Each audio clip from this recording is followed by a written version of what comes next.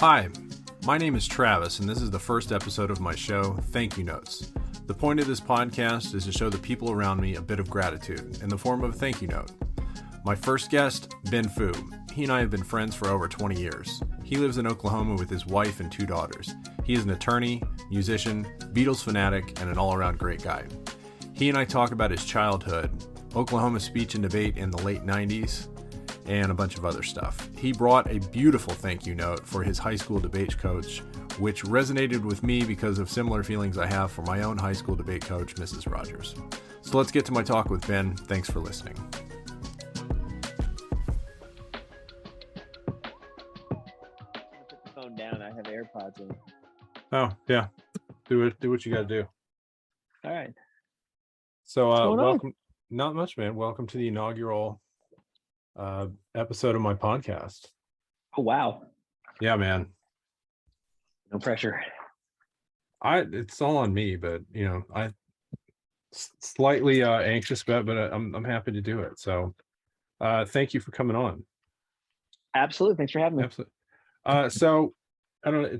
The gist of this podcast is to for everybody to write a thank you note. I've written one for you, and I've asked you to write one for somebody or something that you think deserves thanking. So let's start off.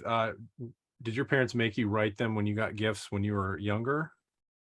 That's funny. Not really. It's funny. My parents were immigrants, Chinese immigrants, and there's a lot of ritual around like gift giving and stuff, but it was typically handled by them. It's weird how many like adult aunties and uncles I know, I never got introduced to them by their English names. So I literally like don't even know a lot of their names, even though they're people I've known for decades, if that makes sense. And so it's a little more, and now this is not the common experience. I think it's just my parents were almost 40 when they had me. So I don't know that they were giving a lot back and forth by the time my turn in the hopper was happening. But Yeah. there wasn't a lot of, no, they weren't really, they were big on different, it was weird. They were big on different etiquette things, but not thank you notes, which is probably to my detriment because it's a bad habit of mine. So what were I'm not doing it.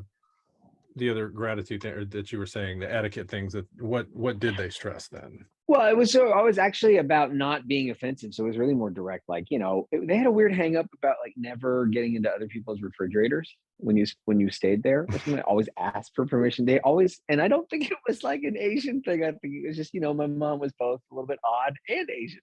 But I think it was just, they were big on those things, like don't offend people and don't be over intrusive. And I think they thought a lot of gestures, probably some of our friends did, were, too forward. Like I said, my mom was big on everyone taking their shoes off when they come to the house, kind of thing. And so she had rules, and I think it's almost kind of her OCD, not necessarily the fact that she grew up in another culture or anything like that. I think that's her peculiar weirdness, which we all kind of have. So what would happen if somebody came over and just immediately went into Mama Foo's fridge? Would there be yelling, or No, she never pulled me invited aside over and let to tell again, people. or? Well, the best part, I think you've even been to this house way back in the day because we've known each other for so long. But her big thing was she's not okay with people standing and peeing into a commode. She's very anal retentive about like splash. And so on top of tell your friends to take their shoes off, there was a lot of, but put it this way, Trav, I didn't have a lot of people come over in high school because I wasn't comfortable with the whole, I'm going to tell my friends how to pee. It doesn't go over well. So, these were their weird things. But then they do odd things like, because like I said, I was their 4th kid. They were 40 when they had me. They were not that excited by the time, they were in their late 30s when they had me. But by the time, I was graduating from high school, they would ground me, but they'd leave the country for a month to go on a trip or whatever. So it was real up and down. I feel like I went to your house at some point. I do recall being in your mom's house once. It was after Long time freshman ago. year of college. It was after freshman year of college, or maybe it was during freshman year because you were home for Christmas. And Possibly. was it Nick? Somebody from Cassia, you came over with you. But it was like, yeah, it was like a quick 2-hour visit or something. I think I remember you coming over the one time. I figured it would be Jeff or Zeke, because why else would we have been in Bartlesville? But I don't know. But I do I think it remember was after going. you and I were hanging out. I think it was college. I think it was after Yes. we got to really know each other well. So I think Hmm. you were back. I think you were back. I think it was before your parents had moved. Were they still? No, they were. No. When did they go to No, Texas? because my parents moved when I was like right Oh, you know before my what? freshman year of high school or freshman It year of was one of your. It college. was one of your pilgrimages to the Seven Oaks or something Hmm. like that. Probably. Probably so. So You know, yeah. that's it. So I guess we can start there. I don't know who's listening, but they should probably know how you and I know each other. So how do you and I know each other, Ben Fu? Well, this was fun. This will tie into our note later. But Hmm. we first, I think, met each other. We were both little snotty kids in debate in high school. And I was from Bartlesville, and you went to Cassia Hall, and the schools kind of interacted through tournaments because we'd spend every weekend in Tulsa. And I don't remember how, but I think like senior year, we ended up running into each other a bunch, and we had a bunch of mutual friends. And so we kind of knew each other, and we talked, and we were friendly. But then in college, we reconnected pretty early on. We were both in the same dorm at UT, and like the only two people we knew. So And I'll stop you there because that's actually not true. You and I were not in the same dorm, at first, because I distinctly remember the day I was walking from a class back home, and I just randomly ran into you. I didn't know you were going to UT. was that right? Yes, and I was like, oh, and I knew you, and oh my God, Ben Fu, and then that's how we started. I don't know if you remember my first college roommate, but he was this weird I Satan do a little bit. worshiping computer guy. Yes. So I spent most of my time at y'all's dorm, but no, Mhm. I didn't live there. And then Was I it moved next spring door to semester you moved you. in? Yeah. Yes, and so That was a that was a great time. I still remember mhm, that freshman year. Like we ended up with a really random group of guys in a really weird annex dorm, yes, but everyone was like kind of cool with each other. By the end, at least, of the first year, I think everybody played guitar. pretty much, Like, except Ron. except Ron. That's right. So yeah, it was a really, I mean, that was crazy. Yeah, I think at first, because we didn't talk that much, and then we ran each other at UT, and then just trying to socialize and hang out and find stuff to do. And I think I had some friends like Holly Sears, I remember from Yes, Bartlesville, and we just kind of were cobbling together a group of people to hang out. But man, we had a lot of fun. I mean, yeah, we did. we, we're outside of statute of limitations, so I might have set a fire and I never got in trouble before, so that's good. That's a I can confess that now. I I'm have well outside charging. I have photo evidence of you setting a It fire. was a weird time, man. It's It really interesting was. because I was with my wife now. I was Hmm. the long distance guy. So I was the guy in the hallway telling her, you hang up first. So that whole thing was going on. Yeah. But at the same time, like once I went back to Oklahoma, my college experience was a lot of her. So my freshman, I didn't really get back out and socialize again till law school, not seriously. And so like I know, man. that freshman year was my first like big last like huge contact with just like a bunch of guys and stuff. It was a good time. Well, you had the You went fortune the of other way. You hit dating the your frat, and wife, then it was dating just your. all guys. So sorry, I cut you off. What did you say? That's okay. I said you went Greek. You went the opposite, and you were all guys for a while there. Well, all after that semester, you and I, like, ever that whole thing split up. Yeah. Like, what the Davids went their own way. You went back to Oklahoma. Aaron moved on to his apartment off campus, and then I moved to just a single room somewhere, and I was just like, well, guess we gotta start all over. And so I went Man, to that Greek that sucked. life, I and didn't think that's, about that. yeah, which had its own ups, trepidate. Well, the Greek stuff is, we don't need to get into. Talking about statute of limitations. So So what prompted this? What's the I impetus? the impetus for this is just I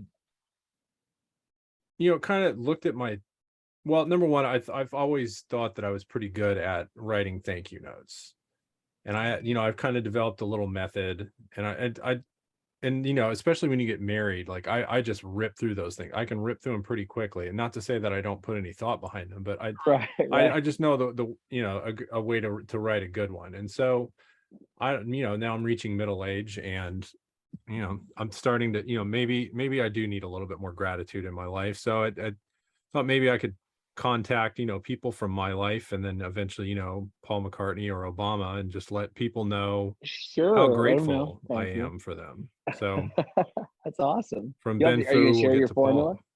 Yes. Okay, excellent. I'll share. Well, I've written one for you, and you can see the formula. And I tried to keep it kind of like the same size that it would be for like an actual thank you card, not Sure. like a novel or something. So next question: do you make your kids write thank you notes? I guess I don't. Probably Mm, should. It is a dying art. But now you're making me think about it. No, I really don't. I do make them call and thank. I do make them absolutely express their gratitude. But, mm-hmm, and to their credit, they're both amazing artists. mm, So frequently what I will do is if they receive like a gift, and especially if it's like, geez, I'll make, especially when they were younger, I'd make them draw a thank you note, which were pretty elaborate and pretty cool. But now they're kind of older, they get a little slower about it. But I've never actually had them sit down and commit to paper like, hey, thank you, and I will use this to do the following, etc. Which is sort of the wedding gift thank you formula. I think that's the most thank you notes I ever wrote, which is now like almost 20 years ago, was for wedding gifts. You got to geez. sit down and, well, that, and I ran for office a couple of years ago, so I did write thank you notes to everybody who was crazy enough to send me money, Mm. uh, and that definitely got a little formulaic. Dear sir or madam, thank you for supporting me. Hopefully, a little more Mhm. personal than that, but yeah, that's Um, the idea. all right. So why don't we get into our thank you notes? All righty. Do you want I can go first, or do you want to go first? It's up to you. It's let me go first because I'm going to be real nervous about hearing you say nice things to me. But um, this is kind of, it tracks back not only to what you and I were talking about, but to be frank with you, you've contacted me a couple times, and I keep kind of forgetting that we schedule a specific time for this actual conversation. Mm-hmm. So I was in the middle of talking about the person I was going to thank when you reminded me 10 minutes ago, hey, are you still available?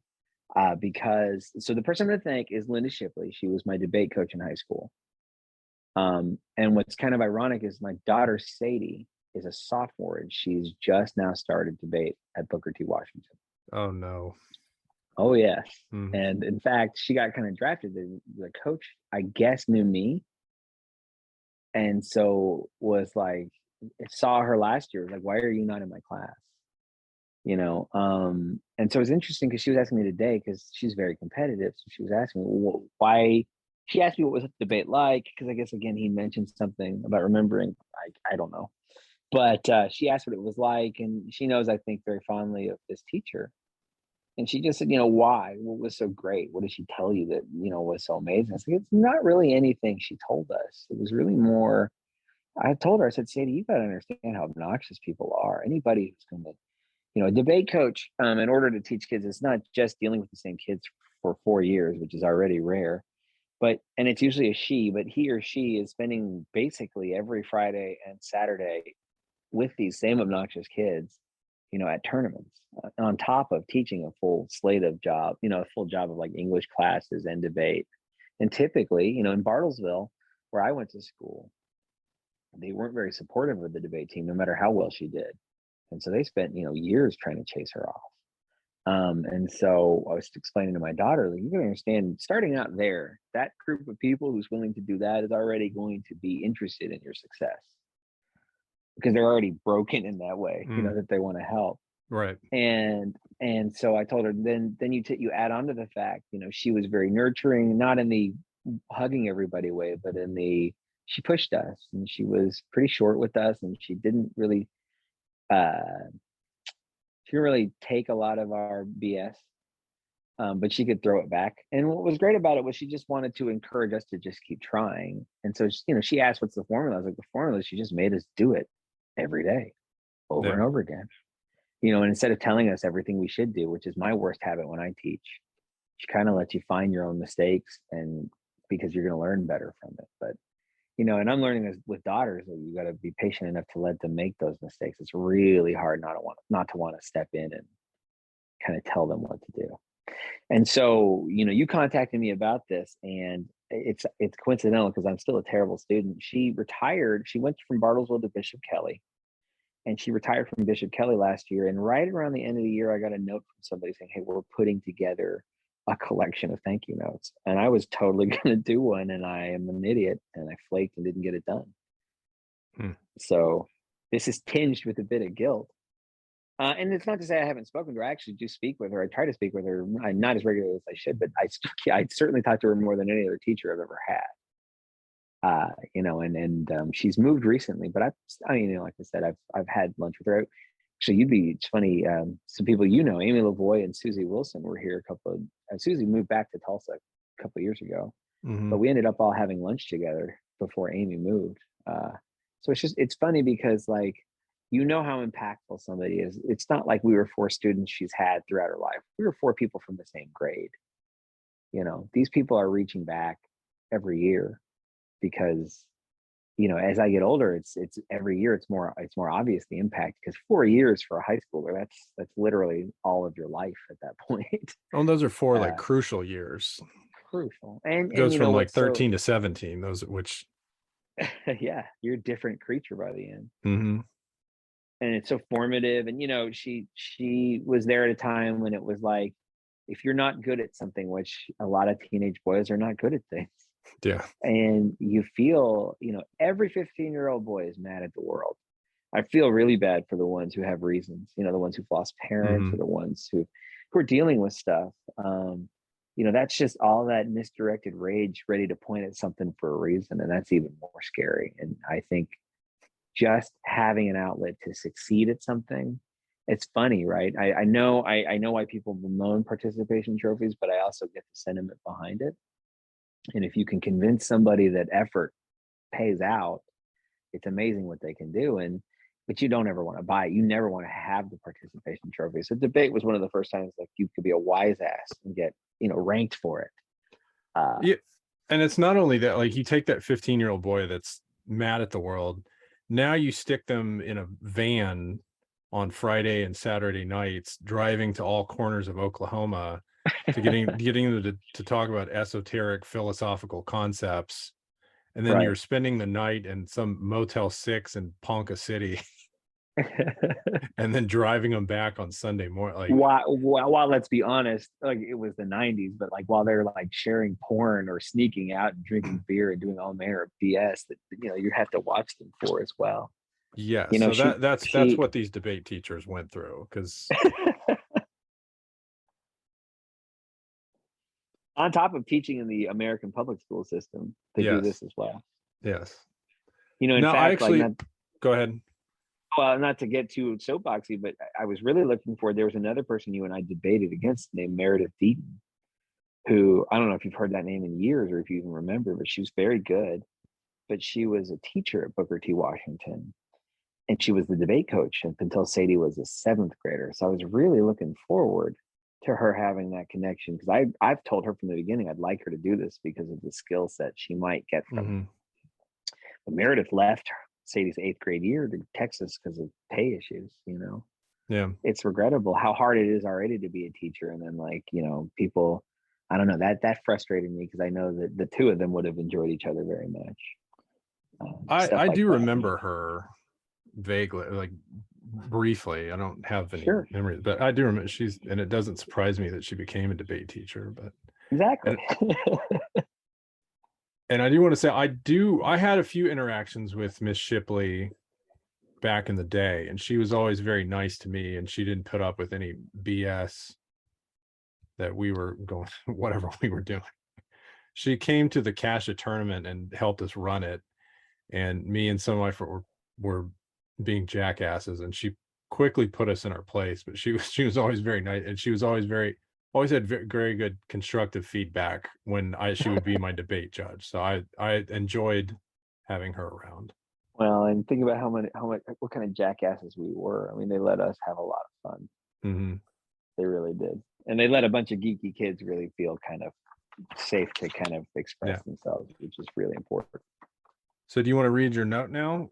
Sure. It's a little longer. It's a little longer than the thank you card, but it's not a novel. So hopefully it gets the sentiment. So I took it from the angle of I know she had a book, so hopefully I can polish this up a little bit more to give to her. But it's Mrs. Shipley. So I wanted to begin by first apologizing. What I have to say is both long overdue and insufficient, but thank you. You poured your life and countless weekends into a bunch of kids who quite clearly will never thank you enough. Looking back, I realized how significant it was to have a safe place to grow and develop confidence while testing out new ideas for 4 very crucial years in high school. Success in debate gave me confidence in myself at a time when I was not confident about the rest of my life. Those 4 years also taught me patience and the value of developing a skill. It gave me the confidence to try new things. Throughout college and law school, I relied heavily on speech and debate. And I can't count the number of projects I got to avoid doing heavy work on because no one else wanted to present for the group. And as a trial attorney, and even as a candidate for public office, I still find myself every day relying on those same basic ideas you taught me as a freshman. But any technical skills I learned are far overshadowed by what I learned from you about being a good person. You taught me the value in contributing to the success of others and to approach new challenges with an open mind but a critical eye. You have left an indelible mark on me that has and will continue to color and enhance every aspect of my life. Thank you. Good. Makes me think a lot about my debate coach. She was awesome too, Miss Rodgers. Awesome. Mrs. Rodgers. When it's harder now because we think we're so clever and we think we're so funny when we were that age, but they must have. I mean, I know they saw it, so God bless them, but they were able to see through all of the really obnoxious, smelly, loud parts too. So yeah, they make the world go round. That's very nice. It's I hadn't thought about Miss Shipley in a while, and I'm glad you're still in touch with her. And that's so. Are you gonna be able to get that note to her, or? Yeah, I think I'm reading it out loud. I got to clean it up a little bit, but I need to, and I needed to do it a year ago, so I'm going to make an effort to do it for sure. And I've certainly told her thank you a bunch because it's funny. It's every time I'm reminded of something else. So that's really the impressive part is that it is just 4 years, but it comes up every day. I mean, almost any professional success I have, it can be traced right back to her. That's pretty insane when you think about it, because I did go on to be an attorney. I did some public speaking, but like in college, I didn't really do a lot of like debate style stuff. And ironically, in law school, I didn't do a lot. There was moot court, but otherwise. And then I was a clerk for a judge for a couple of years, which is very academic, but not very on your feet oral argument based. And then I switched over just to get some experience. I ended up in the prosecutor's office. And oh my gosh, then suddenly I'm involved in murder cases and rape cases. And while I'm learning the law and I'm learning the rules, I spent zero time trying to figure out how to talk to 40 people at once, and it was just people, you can tell the debaters that end up in trial. And it's amazing because it's a completely different format. It's a completely different concept. But ultimately, it's just about effectively communicating. And the trick that really good public speakers have that they teach, at least, is, somehow looking like there are no rules. There may be a time limit to the speech, but it doesn't end in a way that somebody goes, "Oh, that's my time." It's doing it effortlessly. And so that has always translated. Yeah, it became clear to me when I was in probably my mid-20s in med school and all that just the benefits that I got from doing speech and debate in high school. Like public speaking was never really a problem. I was never nervous to get up in front of people.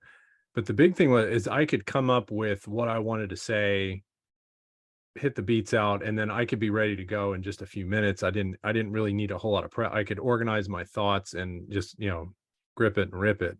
And that was exactly from the speech and debate. And, maybe it's hard to tell a 17 or 15-year-old boy that like, this is going to be a skill that, you're going to be using for the rest of your life. And it's going to make you stand out in a positive way. And so that is the magic trick that Linda Shipley and Rodgers and these special people in the world do, because they manage to tie the short-term benefits to such a long-term skill, right? It's just little pins and trophies. And I don't want to sound trivial. It wasn't like, accomplishment trophies. It was set up in a format to where we were focused on competing and we were focused on breaks and rounds, never realizing, that we're developing actual talents in the background. And then, I'm stepping away from it in college and realizing like, oh, because, I'd go back to judge, you go help, if you can. And you'd watch these high school kids, you're like, why are they fighting and arguing about this? Makes no sense. And you realize, what have I been doing? And she kind of chuckled at me. I talked to her about that once in college. And then years later, I'm doing it again as a lawyer, actually. And I'm coming around the other way. Like, you got to let them fight it out, and it's just, you're watching. Cause at that point, I'm older than she was when she started teaching me, and it's just this crazy thing of like, she's, it's not just being older than us, and it's not just being aware. Some people just have that ability. And I don't know if the world will ever thank her for it. But I mean, like, the number of federal clerks, Ivy League graduates, like when she started the program in Bartlesville, she had 0 people had ever qualified for nationals from Bartlesville. Mm-hmm. I was the 3rd person she ever had qualify for debate for nationals. By the time I was in college, she had people winning the national tournament. Wow. And that just kept going. Like, Amy Lavoie's little brother, he was 2nd. She had somebody at number 10 and number 2 at nationals. And then for years it kept going. She'd have people on the top, whatever, like, it just got to where it was crazy when Bartlesville ditched her. She was like on top of, nationally, she was being looked at by lots of people, but Bartlesville's cutting funding. She goes on to Bishop Kell. It's crazy to me, but it happens. I didn't know you went to nationals. Did you go for debate? I did. I went with Zeke and with Matt. I went, let's see. That's how we got really tight. Junior year, I went, and I can't remember what they went in, but I remember Zeke took the spot, I think, our senior year, and I didn't. It was something like that. And I went in like Senate or Congress or something, but I went to 2 nationals with those assholes. It was great. And then, I went 2 years. I went in debate, and I want to say like duo interp, because I subbed in for a friend of mine in an acting duo where the other guy was doing all the heavy lifting, a guy named Wes Sharpton. And I was just sort of like there to be the straight guy. So he carried me all the way to nationals. Wow. And then no, I didn't know that. Well. But and to respond to it, I totally got Miyagi'd, because I'd just been doing all this stuff for 4 years, and then Miyagi'd, I love it. all of a sudden I'm making it, I'm standing up in these classes, giving these speeches, like, what are you doing? Like, who is this guy? Right. Like, well, and they're looking at you like, how do you know how to do this? Like, what do you mean? You just wax the car. What do you mean? That's great. All right. I wrote you a little note, Ben Fu. This is it starts off, Ben. Thank you for taking the time to teach me to play guitar. Although I don't play much anymore, I still enjoy it. And to be honest, it was a much needed likability crutch I shamelessly exploited with the ladies throughout my young adulthood. Thanks for decades of friendship and always being there. Your pal, Travis. Thanks, man. Yeah. I taught my best friend in high school guitar just because he wanted to learn. And like, I think you were the second person like, hey, can you show me how to do that? And you took off with it, and when I got out of college, I started working. I was clerking, and one of my clerks, we traded. She and her husband babysat our kid, and I taught her 10-year-old guitar. I think he told me about that.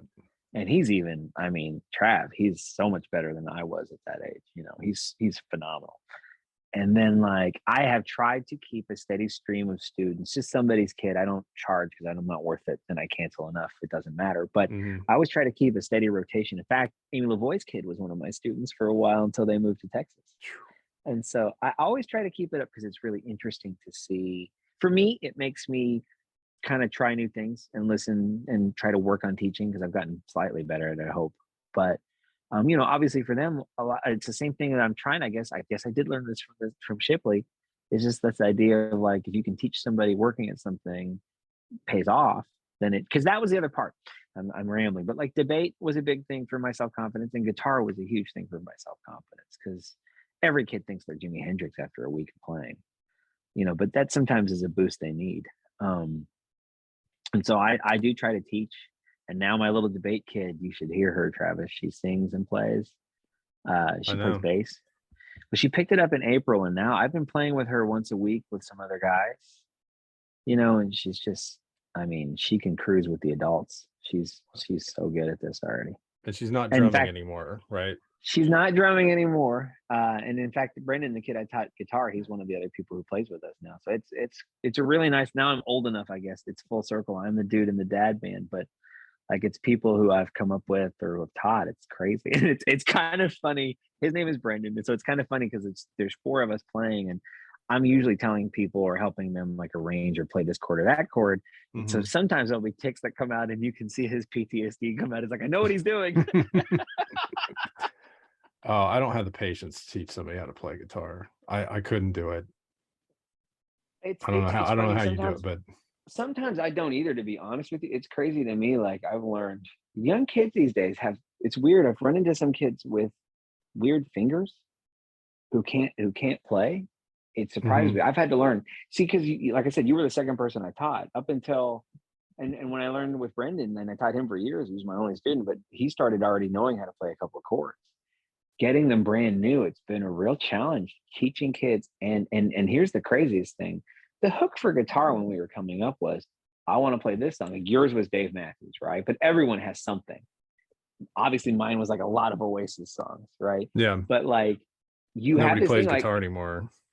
well, no, it's ironic actually. If you look too, more people play guitar now than ever. In fact, during the pandemic, sales went insane Well, on guitars. I shouldn't. It's rock has gotten so low in the charts, and hip hop has taken over. There's less True. of that. I'd see that's driving less people to. But as I get older, right, like if you listen to Kendrick Lamar's Pimp a Butterfly, there's some really great guitar work on that album, actually. Now, it's not what I would turn to. The really, really great guitar work right now is in like Nashville, but I loathe a lot of bro country music. So while it's got great guitar work, it's kind of hard to listen to the rest of it. But I think obvious a lot of it too is just how siloed we all are, because Sadie's a sophomore and kids are getting into every other decade, every other week. So I think what's interesting is a lot of what they're pulling from now. It's just very diverse. One week, Stranger Things is on Netflix, and suddenly everyone's listening to 80s music. That's really big in guitar right now. John Mayer's doing a bunch of 80s sounding stuff, and a bunch of other people are too. So I don't know. It's kind of interesting. What's old is new, but there's always, because of the internet, there's always a group. You know what I mean? Like if you need a death metal, flat earth neo-Nazi band, have I got the group for you? Exactly. Like this wasn't going to be happening 30 years ago, when to appeal you had to be David Bowie. I get, or the Beatles. Like I get it, but at the same time, it's funny because my daughter is steeped in all of this stuff, and you haven't caught up with her in a while, but like Travis, she's such a product of my wife and me that her thing right now is Patty Boyd Harrison. What? She's really into Patty Boyd and like her fashion and like digging up obscure stuff on 60s mod fashion, right? And like she has shown us different trivia about the Beatles that I had no vague knowledge of. Like she has gone right down the deep end. She's shown us, she's pulling out music from the 60s and the 70s that I've never heard. That's like, this is crazy. Where are you coming from? Like she's going down the well, which is pretty great to see, because it's like she has a very refined ear already. Well, I didn't know Patty had a fan base. I know she wrote a book a few years ago. She wrote a book, which my daughter refuses to buy, because she goes, then it's like cheating. I'll have it all in one place. I want to find it all. I'm like, I don't even understand what that means, but what? She's my gosh. But like, I'll give you an example. Now, I never knew this, but if you look up pictures of their wedding, you can see pictures of a completely hammered Paul McCartney in every shot that he's in. There's like 3 of them. I've seen some of those pictures. If you go on some of the Beatles subreddits. Yes. And like, so she was telling us all the stories. She's like, this is what happened here. She's gotten to where she can kind of, it's pretty insane. Like when Get Back came out, the documentary came out, and we were watching it, and there was a comment about, she was upset because there is no Patty. And the reason why is because she knows they had a fight on a specific day. Like, she's very specific about it. Wow. And at the same time, like, can play and sing Day Tripper on the bass, all of Paul's parts at the same time. Like, okay, all right, she's legit. Mm-hmm. And she's running into it now because she'll wear she's not like wear it on her sleeve or draw up her notebooks, but she'll wear like a Bowie t-shirt or something. So she had a Zeppelin t-shirt on, and she's like, every time I wear this shirt, somebody asks me if I even listen to the band, and it's funny because I can't, it's just going to be fun. Her name is Sadie Lennon Foo. Somebody someday is going to doorkeep her on some Beatles, and it's going to be a weird day for that person, I think. Wow. Yeah, your kids are, I don't even know what I would use to describe your kids. Just savantic. Is that a word? They love their music though. And I've got like the youngest is singing a lot too. And I just started her with a piano teacher who's going to teach her how to sing and play. She's a performer, so she's a player singer. So, hey man, my goal at breeding my own dad band, we're now into phase 3. Mm-hmm. So, maybe you and Jess can start a podcast, like how to raise the most impressive children ever. I think if you ask those kids, they're going to tell you maybe don't take our advice. They're still teenagers, so we'll see. Mm-hmm. All right, Ben Fu, this has been fun. Thank you so. Then I'm so appreciative for you for so much more than guitar, but that's just a thank you note I chose to write. Thanks for thinking of me, man, and for the inaugural launch. I appreciate it. Now I get to teach myself how to edit, and we'll see when this drops. Well, and you should post in the comments. You should post Trav's guides to thank you notes and give us the structure. I will do that. Maybe that'll be a supplement episode. That'll be for your Patreon. Yeah. All right, brother. Thank you very much. Take care later. Bye. Well, I did it. Episode 1 in the books. Thanks again to Ben Fu for taking time to talk to me. Every time I talk to him, I always think to myself that I don't talk to him enough. My note did seem a little shallow compared to his. I am all about expressing gratitude for anything, no matter the size or intensity. But come on, Travis, dig a little deeper. I'm going to use the beginner's excuse this one time. But Ben, thank you for being a friend. Thank you for exposing me to deep cut Oasis gems. And thank you especially for being a great example of showing the people you love that you love them. All right. Please follow the show on Instagram at ThankYouNotesPod. Email me thank you notes. The email address is thankyouNotespod@gmail.com. I might read some of those on a future episode. Going to get to work on episode 2. Thanks for listening.